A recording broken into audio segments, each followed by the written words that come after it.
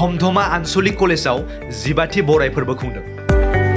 नलबारि जिल्लानि बिखायाव थानाय धमधमा आनसलिक कलेजनि बर' फरायसा थुनलाइयारि आफादनि बानजायनायाव 15थि बराय फोरबो खुंदों। बे फोरबोजों लोब्बा लाखिनानै धमधमा आनसलिक कलेजनि बर' फरायसा थुनलाइयारि आफादनि आफादगिरि अनन्त ब्रह्मनि आफाद दैदेननायाव मोनसे गेवलां मेल खुंनाय जायो। बे मेलाव गाहाय आलासि महरै बाहागो लायो नलबारि जिल्ला एबसुनि आफादगिरि रमेन बसुमतारी बिथाङा आरो थांखि जानाय आलासि महरै बाहागो लायो बड' कसारी वेलफेयार अट'नमास काउन्सिलनि सोलोंथाइ मावफुं सोद्रोमा अनिल बसुमतारी बिथाङा आरो माननि आलासि महरै बाहागो लायो बड' Kasari welfare autonomous काउन्सिलनि agriculture and market फेयार्सनि मावफुं सोद्रोमा प्रदीप स्वरगियारी बिथाङा आरो धमधमा आनसलिक कलेजनि बिबुंगोराफोरा बाहागो लानानै गेवलां मेलखौ जाफुंसार खालामो। गोजोननाय मोनदों, गोजोननाय जासिग्रोबाय। बर' स्टुडेन्ट लिटारेरि ससाइटि धमधमा आनसलिक कलेजनि जानाखि 15थि बराय फोरबो खुंफुं सान बेवहाय आंखौ लिंहरनाय लेखा आं सफैदों। सफैनानै जोबोद मोजां मोनदों। मैया दाखालिसो जों बाथौ आश्रमाव फैदोंमोन। दिनै धमधमा आनसलिक कलेजनि बर' स्टुडेन्ट लिटारेरि ससाइटिनि नाजानायाव जा मोनसे 15 फ्रेशमेन जानाय ससियेल डे 2022 बेनि जानाखि थांखि, बेनि जानाखि जोंनि फरायसा फरायसुलि हान्जानि गेजेराव जों बोरैहाय गोजामजों गोदान माखासेया बोरैहाय मोगा मोगि जायो, बे कलेजनि गासैबो जानाखि थासारि बेजों बोरैहाय खाबजानानै आवगायलांनो हायो। निस्सय जोंनि जानाखि गोजाम माखासेया गोदान बिथांमोनखौ बोरैहाय बे कलेजनि आबहावाजों खाबजानानै आवगायलांनांगौ फोरोंगोन, गावजों गाव सिनायथि लालायलायगोन। आं सानो बर' समाज मोनसे सोद्रोम बर' समाज दानायाव जोंनि साफ्रोमबो बर' फरायसा फरायसुलिनि बिबान दङ। बिसेसकै जोंनि जानाखि गोरों समाज जोंनो माने प्रफेसर बिथांमोना लोगोसे एबसु लोगोसे खौसेथि बर' सुबुं आफादनि जानि बिबानगिरि बिथांमोना गोदान जोलै हान्जाखौ दैदेनगोन, लामा दिन्थिगोन, आं बेखौ मिजिंथिबाय।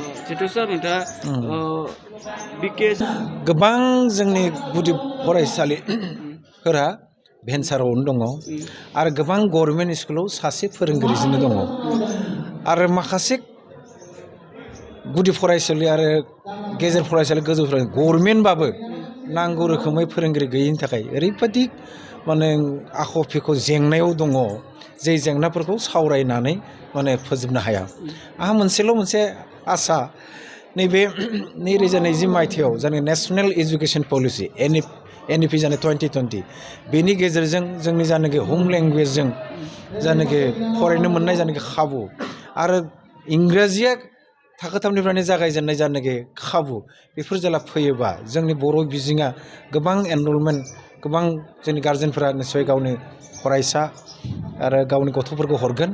जों NEPनि गेजेरजों निस्सय जोंनि बर' बिजोंखौ जों गोजौआव लांनो हागोन, आंहा मोनसे फोथायनाय दङ। जिल्लायाव बर' बिजोङा थैबाय, गैला, बिनि बेबस्था मारैबा जों लाबोफिननो हायो। गुवाहाटीयाव ओरैबायदि बुरजा दंमोन, दा 6खानल' दंसै, 6 गंल' स्कुल दंसै। बेहाय दंब्लाबो सासेल' फोरोंगिरि, दा ओंखायनो गार्जेन ना मानो हरनो, सासे फोरोंगिरिया मोनबा क्लास लानायाव बोरै मा साहसजों हरनो। ओंखायनो जों बर' कसारी वेलफेयार अट'नमास काउन्सिलनि इडुकेसन डिपार्टमेन्टआ, बिसेसकै जोंनि काउन्सिला टप प्रायरिटि होदोंब्लाबो इडुकेसनखौ जों हायाखै, नाथाय इडुकेसन डिपार्टमेन्टनि गेजेरजों काउन्सिलनि जानाय टप प्रायरिटि होनायखौबो जों मोनफा मोनफा मावलांनो नाजाबोदों। जोङो देग्लाय माने जों दा खालामगासिनो दङ 36 स्कुलनो जोङो ग्रान्युनेटि होबाय। 36 नाम्बार्स अफ स्कुलनो, बेयाव भेन्सारबो दङ, प्राइभेटबो दङ, गभर्नमेन्टबो दङ, थेवबाबो जों नायनानै दरखाराव जोङो ग्रान्युनेटि होबाय आरो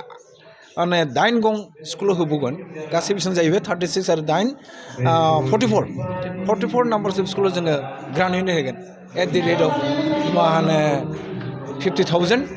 माखासेया 1 लाख। बेबायदिनो जों लांनो नाजाबाय थादों। बेजों लोगोसे जोङो बोरैहाय दरखारथार माने फोरोंगिरि दरखार, बे स्कुलफोराव जोङो बोरैहाय साफा बोरैहाय जों हरनो हायो, बेनिबो जोङो नाजाबाय थादों। निस्सय हागोन बेखौबो। आरो गोबां एजुकेसन डिपार्टमेन्टआ जों हाबाफारि लादों। जोङो बोरैहाय कम्पिटिटिभ एग्जामफोराव बाहागो लानो हायो बिसोरनो बोरैहाय जोङो अनसुंथाइ होनो हायो जोंनि रां बावजा बाजेट प्रभिजनाव जों लाखिदों निश्चय फैनाय दिनाव एसे जुदि रां मोनबोयोब्ला जोंनि भेन्सार स्कुलफोरनि जेंना जोंनि फोरोंगिरिनि जेंना लोगोसे बर' बिजों जागोन एज ए हल माने जेंनाफोरखौ निश्चय जोङो मोजाङै खालामलांनो हागोन जों आसाम सरकारनाव जों खावलायदों जोंनो एसे रां हो जों खामानि मावनो गोसो दङ जों सिनसियारलि जों खामानि मावनो गोसो दङ आरो जों हागोन आसाम सरकारनि जानाखि इडुकेसन मिनिस्टार बिथांजों बेफोरखौ जोङो टेकआप खालामबाय थादों जे मानो बिदि जादों जे खेबसेयावनो जाहाथे जायो जेंना जाया बेफोरबायदि गोबां उदाहरन दङ बुंनो लुगैया गोबां फरायसालियाव बेबायदि हरदों जायनि थाखाय बेखौ माने पस्टिं खालामनायाव गोबां सम लादों गोबां रां रुफा खरसा जादों बे जाहाथे फैनाय दिनफोराव जाया जों इडुकेसन मिनिस्टारखौ गले गले खावलायदों बिथाङा खोथा होदों बेफोरबायदि जुदि जाया होननानै आरो बिथाङा बेखौ सोलाय सोल' खालामनायखौ ट्रेन्सफार खालामनायखौ खालामगासिनो प्रसेसआव लाबोगासिनो बे बराय फोरबो मेलाव नुजाथिफैनाय नाय मिडिया नोंथांमोननिसिम गोजोन हामलायनाय जासिहरग्रोनाय थाबाय गिबियावनो दिनै जोंनि 15थि बे बराय फोरबो मेलाव जोंनि बे मेलाव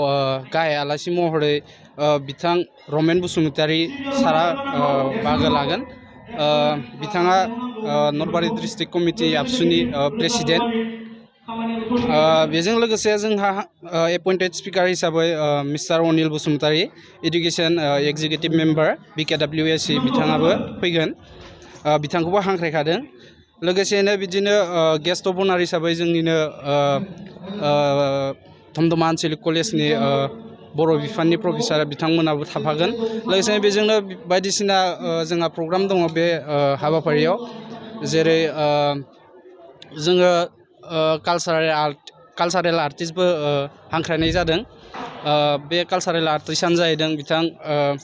मोनसोम बर' ओमफ्राय आच्चा जिहेथु जोंनि जे बड' स्टुडेन्टस लिटारेरि ससाइटि बेयो जोंना 2008आवनो फर्म जादोंमोन सिन्स 2008 दिनैसिम जोङो बर'फ्रा आलदायै फ्रेसमेन्टखौ खुंबोगासिनो दङ आरो खुंलांबायबो थागोन इयुनाव जोंनि मट'आनो जाहैदों जेन'बा जों बर'फोरा जोंनि जिथु कालसार ट्रेडिसन बेखौ लाखिनो थाखाय आरो खौसेथिखौ लाखिनो थाखाय जों बे हाबाफारिखौ लानाय जादों दायो जोंनि कलेजआ 2021आव प्रभिन्सियेलाइज जादों होनबाबो गासै बिफानानो गभर्नमेन्ट जादोंमोनब्लाबो दुखुआ जोंहा बेवहायनो जेन'बा जोंनि बर' बिफाना बर' डिपार्टमेन्टआ प्रभिन्सियेलाइज जायासै बे जोंनि मेन दुखु फोरमायनाय लोगोसेयैनो जोंनि बे कलेजाव गोबां बर' फरायसाफोर दङ 300नि सायाव जोंहा फरायसाफोर दङ बेजों लोगोसे जोंनि फरायसालिमानिफ्राय गोबां बारग'लांबाय बिदिनो BA पास जानानै मास्टार डिग्री कमप्लिट जानानैबो ओंखारबोनो हादों खिन्थु जोंनि कलेजा दिनैसिम जोंनि बर' डिपार्टमेन्टआ दासिमहालागै माने प्रभिन्सियेलाइज जानो हायासै बेखौनो जोङो खावलायो जाहाथे जोंनि जिथु बड' डिपार्टमेन्ट बेखौ थाबैनो प्रभिन्सियेलाइज खालामना होयो बेनि सायाव जाहाथे नायबिजिरो मोजाङै